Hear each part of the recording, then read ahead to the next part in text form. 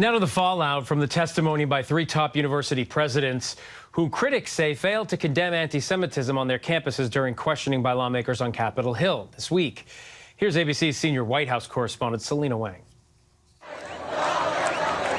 At the center of America's heated debate around the Israel-Hamas war are college campuses, where Jewish students say they don't feel supported and Palestinian students say they're being ignored.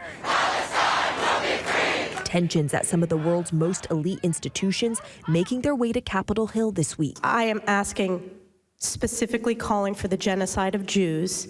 Does that constitute bullying or harassment? If it is directed and severe or pervasive, it is harassment. So the answer is yes.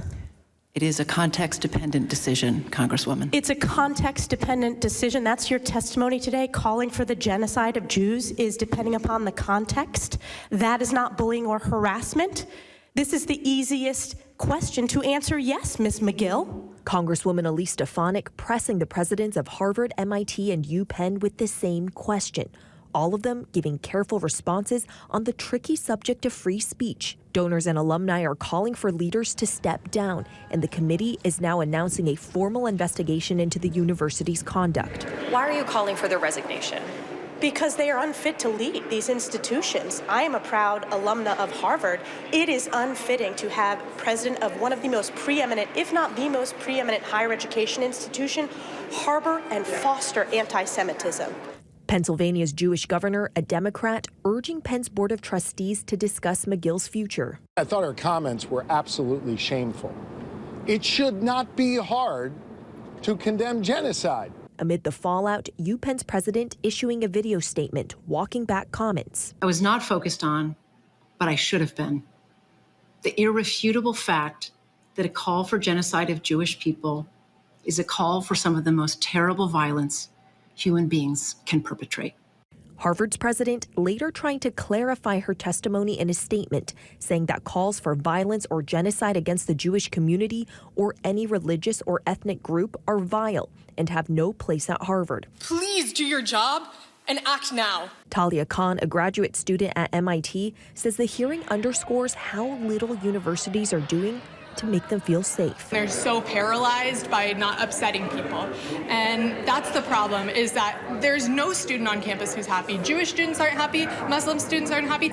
Meanwhile, some Palestinian students say the hearing emphasizes how congressional leaders like Stefanik misunderstand the entire Palestinian liberation movement. I think that line of questioning is really interesting, that she's asking about, these hypothetical genocides that Palestinians obviously do not support when there is an actual genocide taking place against Palestinians. But Islamophobia was barely mentioned at the hearing. From college students to those in the workplace, I'm getting the calls of people being pushed to silence, being bullied.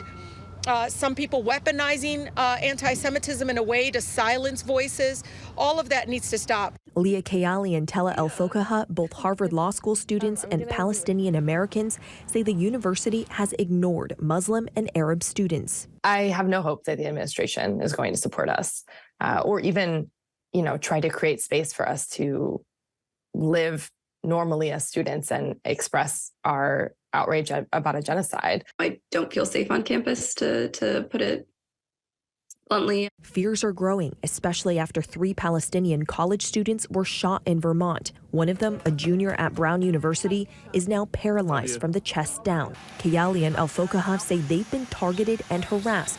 Their names and faces put on a billboard truck around campus.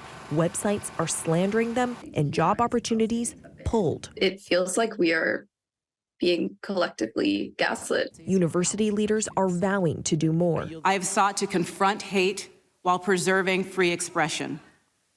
This is difficult work, and I know that I have not always gotten it right. But the pain and division on college campuses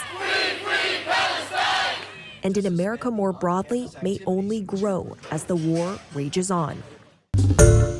Hi everyone, George Stephanopoulos here. Thanks for checking out the ABC News YouTube channel. If you'd like to get more videos, show highlights, and watch live event coverage, click on the right over here to subscribe to our channel, and don't forget to download the ABC News app for breaking news alerts. Thanks for watching.